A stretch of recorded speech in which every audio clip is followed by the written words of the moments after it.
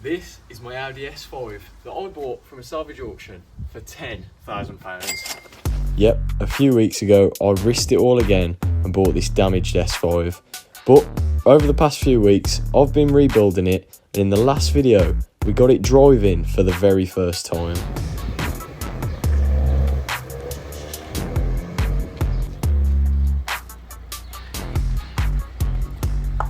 But the plan for this video is to get this car pretty much near completion and of course modify it along the way. And the first thing we're going to start off with is the headlights. One of the most expensive problems I've ever come across.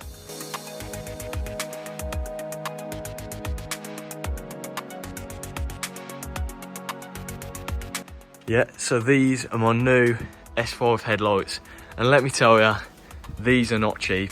This car's got matrix LEDs, which I didn't realise at the time when I bought it, and Jesus, these are expensive. Luckily, I did get them a bit cheaper than they should have been, but still has burned a nasty hole in my wallet. But I'm sure it'll be all worth it. So the first thing I need to do to get the new lights working is get the modules off the back of the old LEDs, and we can transfer them over, stick them on the car, and they should theoretically work straight away. And it really is that simple. It's just a couple of bolts and a plug to swap these over. And the reason I'm swapping these over is because I think these are coded to the car. Someone can correct me in the comments if I'm wrong, but I'm pretty sure they are.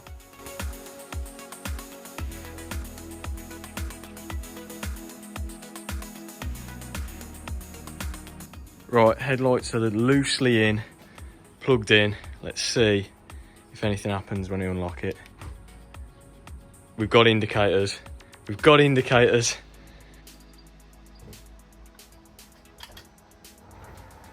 What's that, daytime runners? Yep. So, we've got flash, Go on. Yep. both. Yep. Yep. Yep. Yep. Main beam. Yep. Cool, they work. Even better, we've got no light warnings on the dash whatsoever. So that is money well spent, I'd say.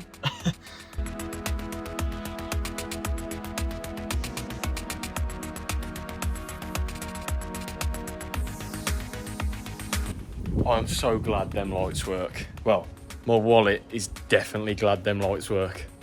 But the headlights need to come back off for now, because I'm going to start putting all the crash bar on, then I'll go to the wings, and then we can start aligning headlights properly.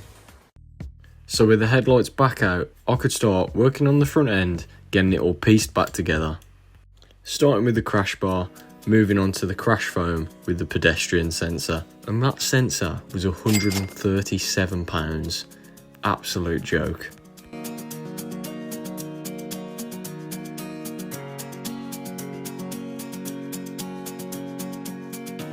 So I'm plugging in the crash sensor, and I've noticed, you can't even probably see it on camera, the middle tab had snapped, so it wasn't actually staying in the sensor.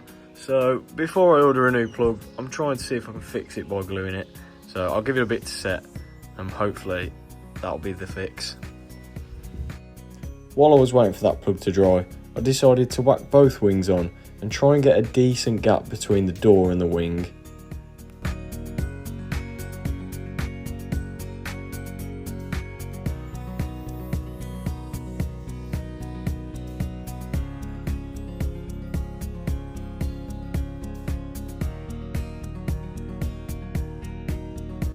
And I think I did a pretty good job, but you'll soon see that was short-lived. That is both wings on.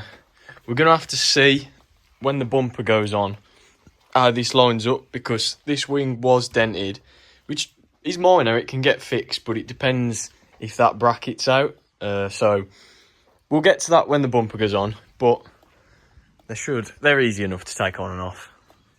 And what a result. My little fix on this plug has worked. You cannot budge that now. That is clipped in. Success. And this front end is really starting to come together now. look what I managed to pick up the other day. A fresh front bumper in, of course, colour, which is going to save so much money. But I can't quite mount it yet because I'm not actually sure how to mount it. If you remember, the car came with no bumper on, and I'm sure there's some kind of plastic part that goes around here, and that's probably going to be part of it as well. But that is some really good progress today. We're getting there, so I'm going to go do a little bit of research on that, and we'll get back to it tomorrow. Bosh. The next day rolled round, and boy, I was confident this bonnet was just going to bolt on, come down, and the alignment was going to be perfect. But how I was wrong. Yeah, it turns out I'd ordered the wrong gas strut for the bonnet, and when we were lowering it down on the one, it turned out that it was on the wonk. So when I looked further into it, I think I bolted the hinges not perfect, one higher than the other, and yeah, that was not a nice realisation. So a bit of an epic fail tonight. I thought, oh yeah, I'll just chuck the bonnet on, it'll be super simple like the Mini. No, how I was wrong. So, turns out this gas strut that I've ordered, it says it's the right one on Autodoc, but it is completely different when you line it up to that one. And then when we were dropping the bonnet with that off, because it's not the right one, that side of the bonnet's higher, that side of the bonnet was lower. So here you can see the hinge, and that's the body of the car. So, here's the trusty finger as a bit of a measurement. That's how much distance between this hinge and the body. If I move around to this side, you can clearly see this hinge is higher than that one. So yeah, as normal, 1 step forward, 2 steps back. But it is what it is. It was time to revert some of the progress that I'd just made. So I roped in Georgia to help me take this bonnet off because that thing is not a one-man job. And then she thought she was being slick, recording something. It turns out it was just a short time lapse. But then I could tackle the wings. When I get mad, I set fire to the hell. The only way to keep it at a distance, that's when I listen. Music is the reason why I stay. With the wings off, I could get to the hinges and start adjusting them to where I was happy, taking measurements along the way so I could copy it onto the other side. The music is the reason why I stay.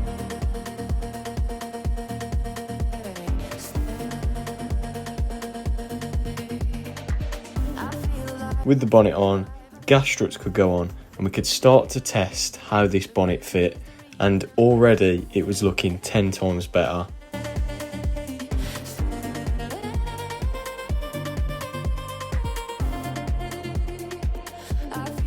Just a case of going up and down with the bonnet, seeing which way it needed to move for the first line up, let's say. But if you are enjoying the S5 content, be sure to drop us a subscribe and like the video, because we are en route to 5k subs. And around 70 to 80% of people watching the video aren't subscribed, and it really does help the channel grow. So if you can, please drop us a subscribe and help us reach that next goal. Reminder, music is the reason why I stay. And finally, the wings could go back on the car. We'll take some melancholic heart. The music is the reason. The music is the reason why I stay.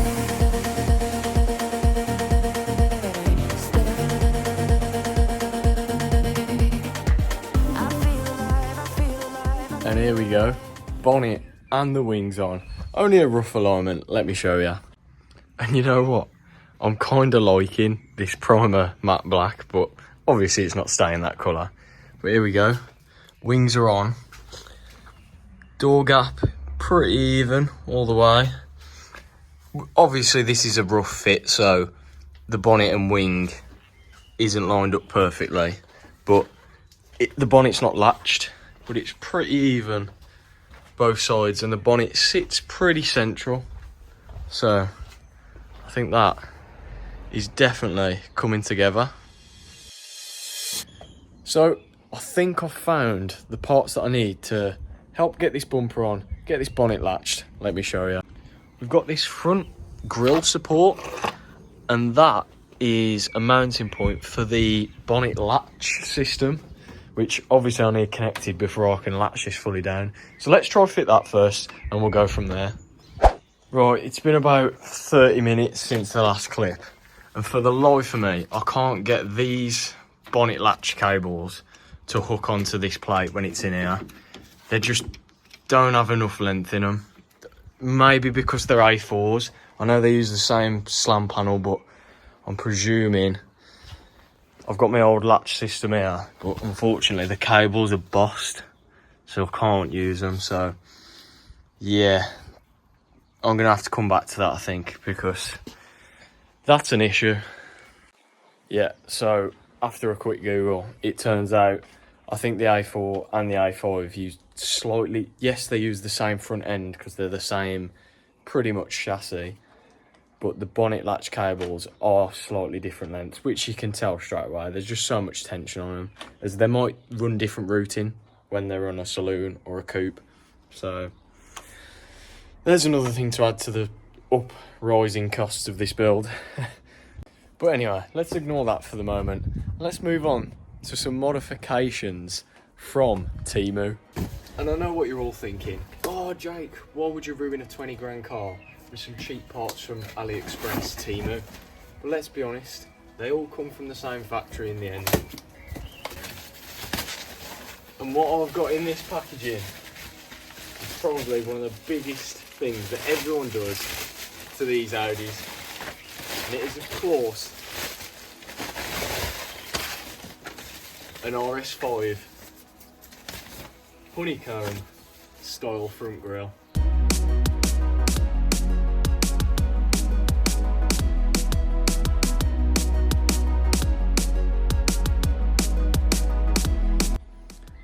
This thing is gonna look unreal on this car, all blacked out. Got to choose whether I go for the black badge or the chrome badge. Even got the 3D embossed Quattro lettering to go along the bottom. And I mean, I definitely won't be putting this on. Look how bad that is for a quality badge. But I don't know, maybe one of you lot want it, so let me know. And I mean, let's be real. Everyone who sells these on eBay, all I've done is cut out the middleman from making their profit. So moan all we want, but this thing is gonna be as good as any other one there is on the market. Yes, look at this, all built up, Quattro lettering on. I've gone with the chrome badge to tie into the lettering. I'm gonna keep the chrome-ish S5 badge, and it just matches like the edges of the window, etc. nicely. But I've always got the black badge if I want to swap. But let's get this on because I need to see it on the bumper. These grills are super easy to install. Literally just pushes into all the OEM fittings. And I must say, it completely changes the front end of these cars.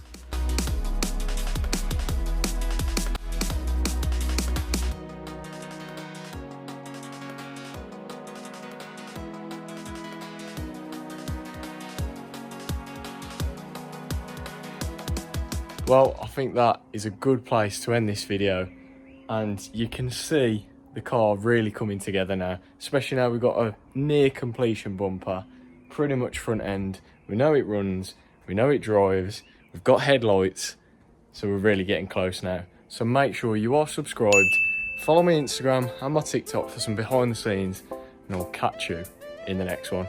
Peace.